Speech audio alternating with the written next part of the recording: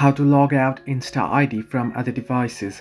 Hello everybody, welcome back to my channel. This is me Pipan Bisnet, and today I'll guide you on how you can log out Insta Id from other devices. Now the process itself is quite simple and quite easy, so let me guide you through. You can simply open up Instagram first. Once you open up Instagram and log into your account, you're gonna tap on the profile icon at the bottom right corner of your screen, and then tap on the three horizontal line icon at the top right corner of your screen. Once here, you want to tap on account center option.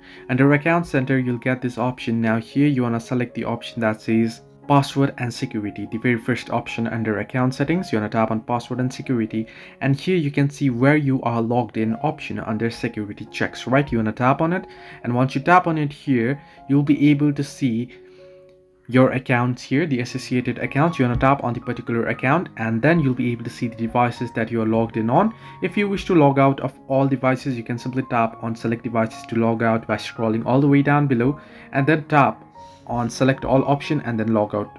If you wish to log it out from particular device, you can tap on the particular device, and where you'll be able to see the logout option there.